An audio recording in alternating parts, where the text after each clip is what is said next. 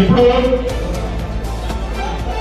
లక్కీసా బంజారామా ఢిల్లీమా పెద్ద కోటీశ్వరుడు 4000 ఎద్దులు ఆవులు తర్వాత నన్ను కొడుకు ఇటుపక్క చాలా మంది ఉన్నారు.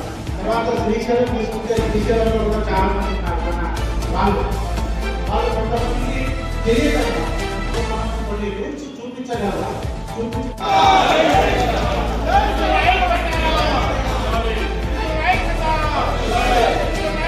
దేవాలయాల తరఫున కర్మకర మార్గంపై థ్యాంక్ యూ.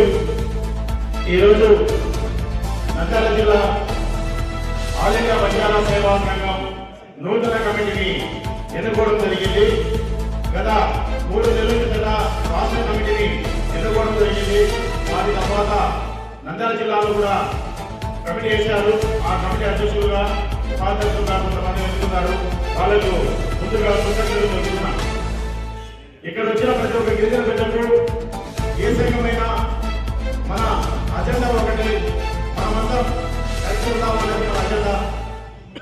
ఏది ఏమైనప్పటికీ ఇప్పుడు జరుగుతున్న పరిమాణం చూస్తా ఉంటే ఏ పార్టీలైనా, అది ఒక పార్టీ అని చెప్పాను కానీ ఏ పార్టీలైనా మన గిరిజనులను అణచివేయాలని ఉన్నారు. మనను అనేక పార్టీలు భయప్రాంతం చేస్తున్నారని కంకణం కట్టుకుంటున్నారు. కనుక మనమంతా ఐకమత్యంగా ఉండాలి. ఈ దేశంలో ఈ ఉమ్మడి రాష్ట్రంలో 1976 రిజర్వేషన్ ఏర్పాటైంది. అప్పుడు రిజర్వేషన్ ఏర్పాటైనప్పుడు వారికి ఎలాంటి ఎడుపులు లేవు. కానీ కొంతమంది ఆ రిజర్వేషన్ మనం ఏర్పాటు చేసినందుకు అనేక విధాలుగా ఇబ్బందులు పడుతున్నామని చెప్పేసి చెప్తా ఉన్నారు.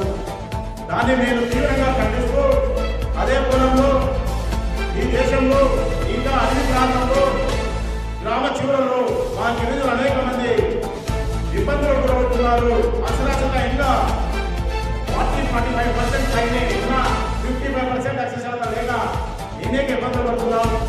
ఈ రాష్ట్ర ప్రభుత్వాలకు ఈ సభా మూలకంగా నేను తెలియజేస్తూ ఒకటి, అయ్యా తమరి పట్ల మాకు చిత్తశుద్ధి ఉంది.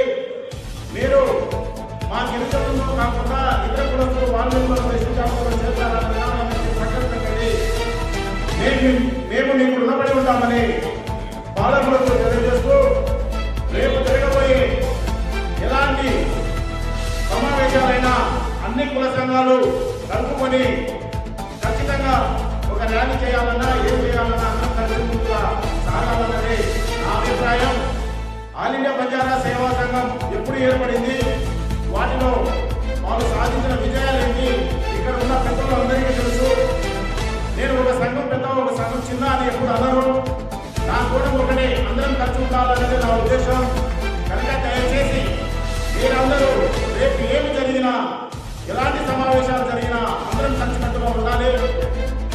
వీటిపైన కూడా ఇక్కడ ఉన్న శ్రేణిపైన చాలా మంది పెద్దవాళ్ళు ఉన్నారు. వారు ఒక నిర్ణయం తీసుకోవాలి.